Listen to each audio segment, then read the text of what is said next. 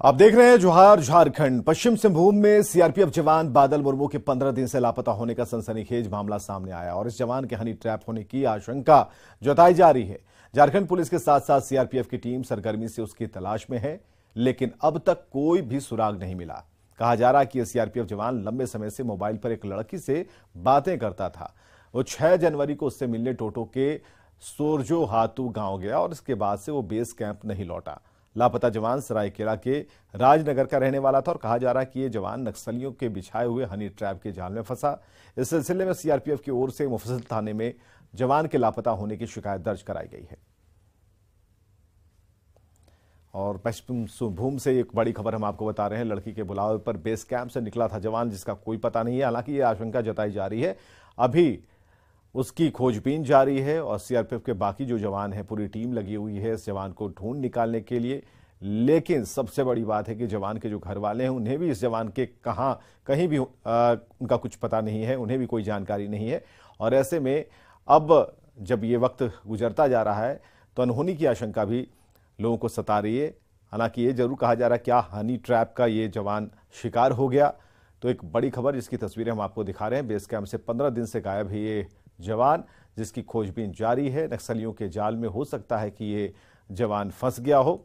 मुफस्सिल थाने में लापता होने की जो एफआईआर है वो दर्ज कराई गई है और अभी तक सिर्फ आशंका ही है कि आखिर ये जवान कहां जा सकता है, कहां हो सकता है।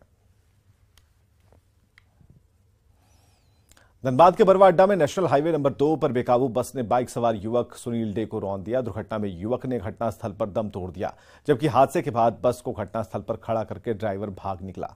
ये बस आसनसोल से हजारीबाग के बीच चलती है। बरवा अड्डा पुलिस ने शव को पोस्टमार्टम के लिए भेज दिया है। इतना मिला कि कंचन टाकीज के पास बस में एक्सीडेंट हो गया है। तो देखे कि मतलब बस खड़ी है, एक मोटरसाइकिल में अथी धक्का लगा था, उसका मृत्यु हो गया है। कहाँ कराने वाला कुछ पता था सर? वो पता तो अथी से काट से देखे उसको धैया के है। हजारीबाग पुलिस ने चौपारण के पत्रकार और व्यवसायियों को व्हाट्सएप पर धमकी भरा पत्र भेजने के आरोप में खूंटी से 3 नक्सलियों को गिरफ्तार किया। इनमें पति और पत्नी शामिल हैं। गिरफ्तार तीनों उग्रवादी संगठन पीएलएफआई के सक्रिय सदस्य हैं। जिस व्हाट्सएप नंबर से धमकी दी गई थी वो छोटी टोपनो के नाम पर है और गिरफ्तार नक्सलियों के नाम है छोटी टोपनो, बिजू मुंडा और प्रभुदान कंडूल नाम। तीनों कर्रा थाना क्षेत्र के निवासी हैं। बरही पुलिस तीनों गिरफ्तार नक्सलियों से पूछताछ कर रही है। 16/1/23 को जो व्हाट्सएप पे ऑडियो क्लिप के माध्यम से धमकी दिया गया और पीएलएफआई का पोस्टर भेजा गया और रंगदारी की मांग की गई, उसी क्रम में खूंटी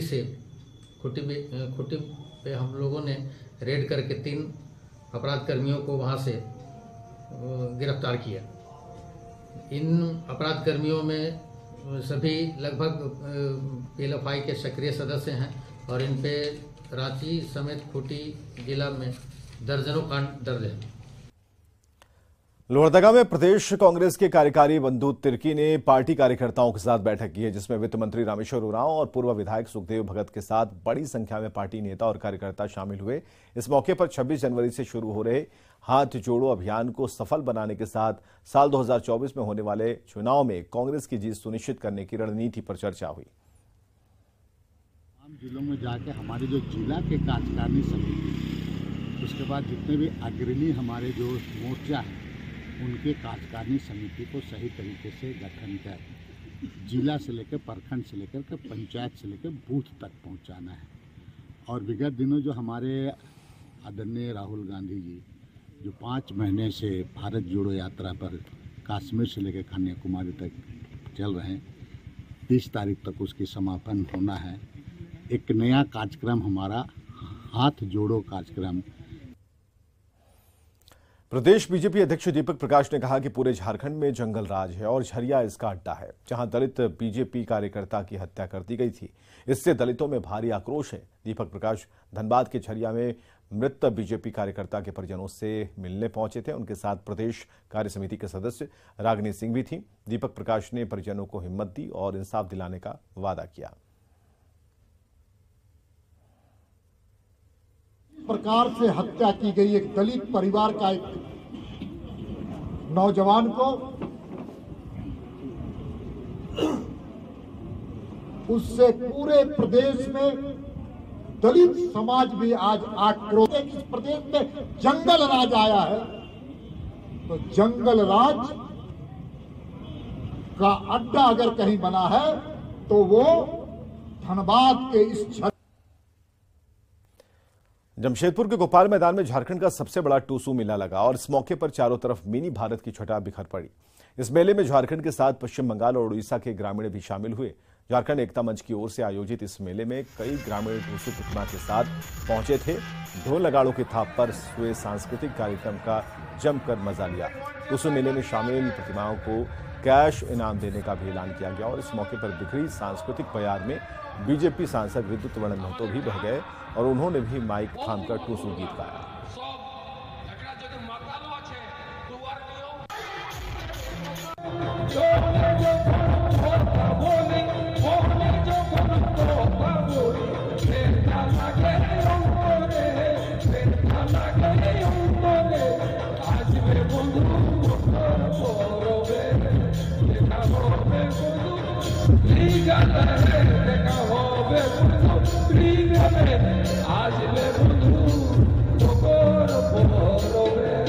সবাই ভালো থাকো, সুখে থাকো, এইটাই টুসু মনির কাছে প্রার্থনা জানাই।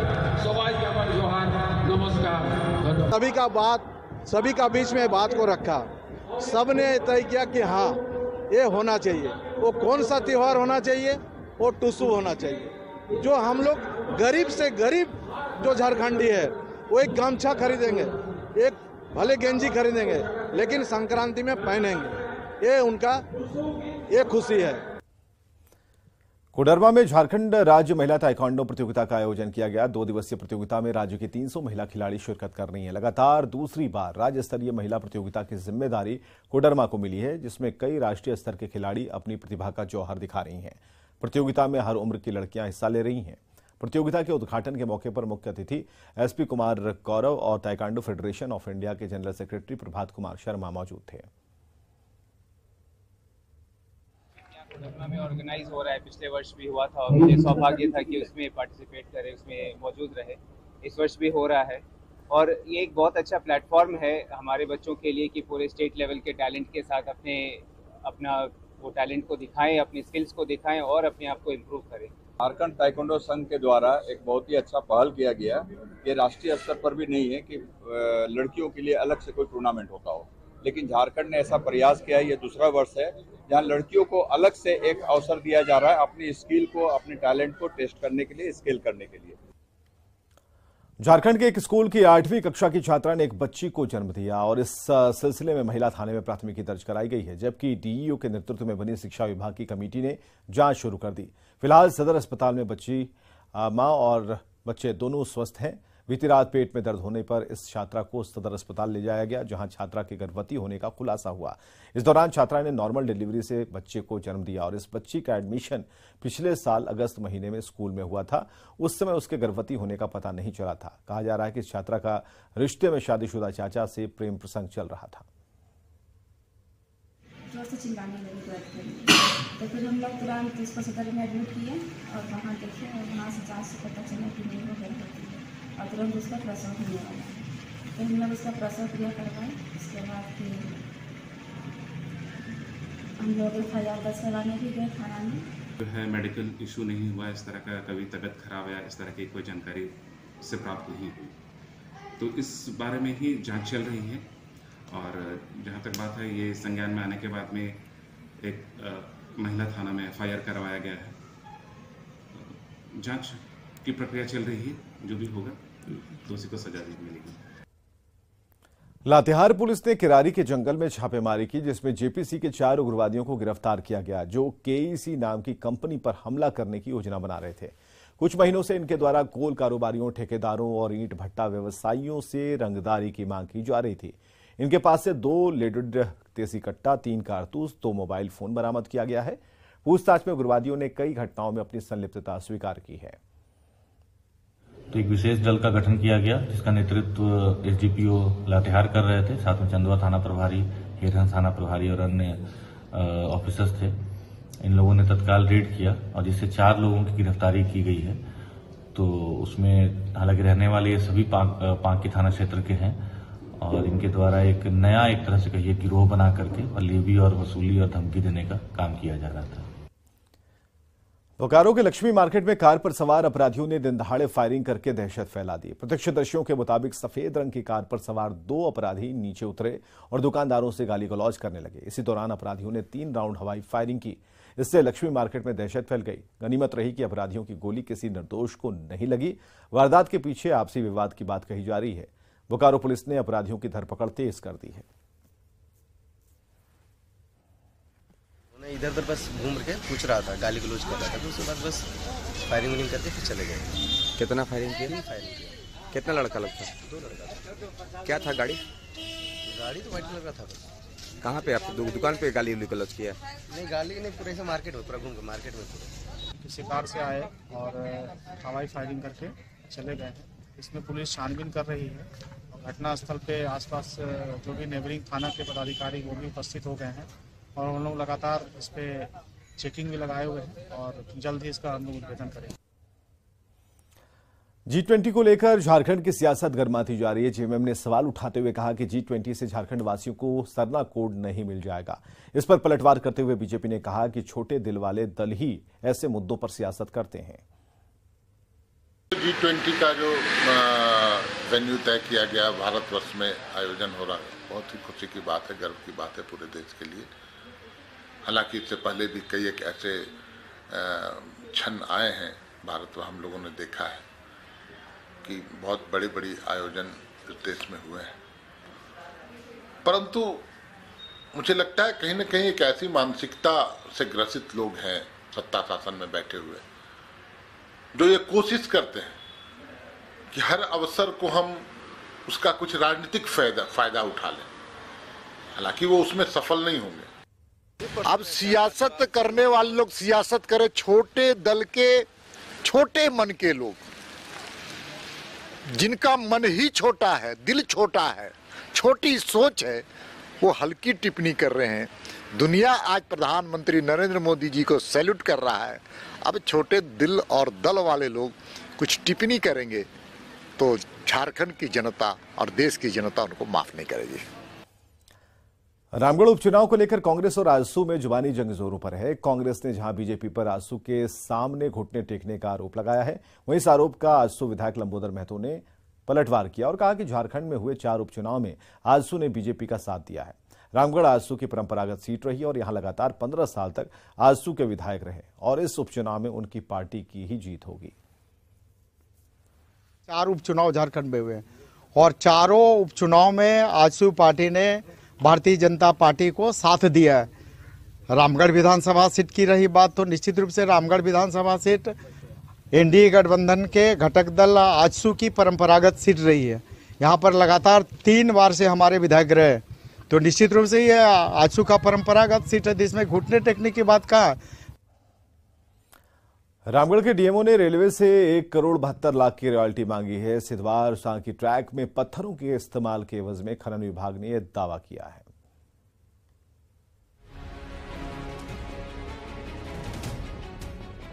नवनिर्मित सिद्धवार सांकी ट्रैक पर जब फुल स्पीड से रेलगाड़ी दौड़ने लगेगी तो रामगढ़ के साथ साथ कोडरमा और हजारीबाग से राजधानी रांची की दूरी महज चंद घंटों में सिमट कर रह जाएगी। कुछ दिन पहले हुए रेलवे के सेफ्टी ट्रायल में इस रूट को पूरी तरह से फिट पाया गया और वो दिन दूर नहीं जब इस रूट पर भी ट्रेनों का आना जाना शुरू हो जाएगा। पर इससे पहले खनन विभाग ने 1,72 लाख की रॉयल्टी का नोटिस थमाकर रेलवे की परेशानी जरूर बढ़ा दी है। उसमें जो पत्थर उन लोगों ने उपयोग किया है उसके संबंध में उन्हें नोटिस दिया गया है। उनके द्वारा रॉयल्टी नहीं जमा की गई थी, तो इस संदर्भ में उन्हें 1.5 करोड़ रुपए का नोटिस गया है कि वो रॉयल्टी जमा करें और 22 लाख रुपए का डीएमएफटी बकाया है वो जमा करने का उन्हें नोटिस दिया गया है। 1 सप्ताह का उन्हें समय दिया गया है। दरअसल 26.6 किलोमीटर लंबे सिद्धवार सांकी रेलवे ट्रैक के कंस्ट्रक्शन पर रेलवे ने 29,945 घन मीटर पत्थर का इस्तेमाल किया था। इस पर खनन विभाग ने करीब 1.5 करोड़ की रॉयल्टी आकी है। इसके अलावा डीएमएफटी मद में भी 22 लाख रुपए का दावा ठोका है। इस सिलसिले में रामगढ़ के डीएमओ ने पूर्व मध्य रेलवे के मुख्य सहायक अभियंता को नोटिस भेजा है, जिसमें 1 करोड़ 72 लाख की रॉयल्टी जमा करने के लिए 1 सप्ताह का समय दिया गया है। इसके बाद भी झारखंड सरकार के खजाने में रॉयल्टी जमा नहीं हुई तो रेलवे को 24% की दर से ब्याज चुकाना होगा। यही नहीं, 6 माह बाद भी रॉयल्टी जमा नहीं कराई गई तो खनन विभाग ने रेलवे को सर्टिफिकेट केस करने की भी कड़ी चेतावनी दी है। बड़का कान्हा रेलवे जो मार्ग बन रहा है, जो पुल बना है वहाँ पे और सुरंग बने, उसी में उपयोग किया गया है। किसके नाम से जारी किया गया? ये उप मुख्य अभियंता निर्माण विभाग, पूर्व मध्य रेलवे, बड़का कान्हा। कोडरमा, हजारीबाग और रामगढ़ के रेल यात्री सालों से सिद्धवार सांकी रेल ट्रैक के पूरा होने का इंतजार कर रहे थे, पर जब नवनिर्मित रेल ट्रैक पर ट्रेन को हरी झंडी दिखाने की घड़ी करीब आई तो खनन विभाग के भारी भरकम रॉयल्टी के नोटिस ने नया पेच फंसा दिया। कुल मिलाकर रॉयल्टी के राज ने खनन विभाग और रेलवे को जरूर आमने सामने खड़ा कर दिया है। जावेद खान, न्यूज़ 18, रामगढ़। रांची में चल रही आर्चरी चैंपियनशिप में 304 तीरंदाज निशानेबाजी का हुनर दिखा रहे हैं, लेकिन संसाधनों की कमी और सरकारी उपेक्षा ने उनकी उम्मीदों पर पानी फेर दिया है।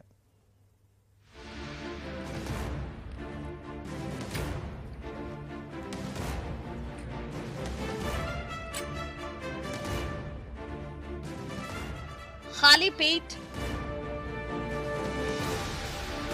फटे जूते, फिर भी निशाना लक्ष्य पर। कुछ ऐसा ही दर्द है आवासीय सेंटर के इन तीरंदाजों का, जो इन दिनों रांची में आयोजित राज्य स्तरीय प्रतियोगिता में एक दूसरे से भिड़ रहे हैं।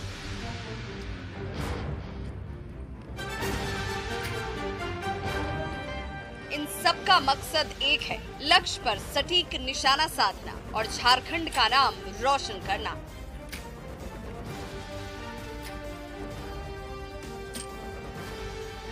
पर सवाल ये कि ये तीरंदाज इन उम्मीदों को आखिर पूरा करें तो कैसे, क्योंकि इन्हें न तो सरकार ने कभी सुविधा दी, ना ही संसाधन मुहैया कराए। फिर भी फटे जूते पहने ये तीरंदाज लक्ष्य को साधने में कोई कसर नहीं छोड़ रहे। जी सर, नहीं सर, आधा मिलती है सर, आधा नहीं।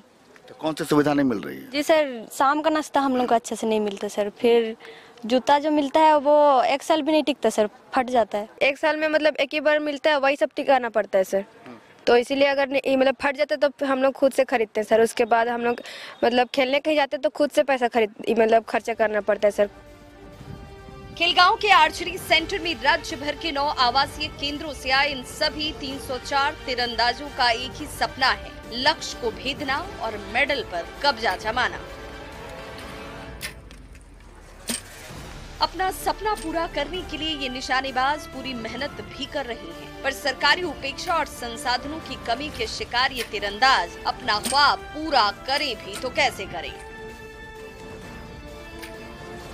इनके कोच का भी कहना है कि सरकारी मदद मिले तो ये तीरंदाज मेडल की झड़ी ही लगा देंगे, पर इन पर किसी का कोई ध्यान नहीं है। सही से मैंने जितना आवश्यकता उस तरह से समय समय पर नहीं मिल पाता है, तो मैं सरकार से चाहता हूँ कि किस सरकार की किस तरह की सुविधाएं, जैसे उपकरण का हो गया, खेल उपकरण का, किट का, तो समय पे नहीं मिल पाता है। झारखंड के ये तीरंदाज बेटे और बेटियां भी निशानेबाजी की दुनिया में छाना चाहते हैं। झारखंड का नाम पूरी दुनिया में रोशन करना चाहते हैं, लेकिन खाली पेट और फटे जूते से ये सपने भला कैसे पूरे होंगे।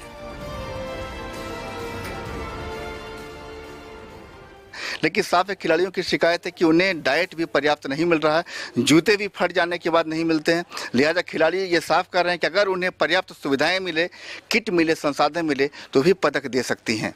संजय कुमार सिन्हा, न्यूज़ 18, रांची।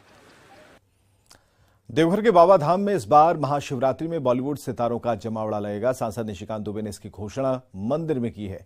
देवघर में 25 साल से निकलने वाली भव्य शिव बारात पहले 2 साल कोरोना के कारण नहीं निकाली गई और ऐसे में इस अनोखी परंपरा को जारी रखने के लिए सांसद निशिकांत दुबे ने एक बड़ी पहल शुरू कर दी और बिना चंदे के भगवान शिव की बारात निकालने का निर्णय लिया है।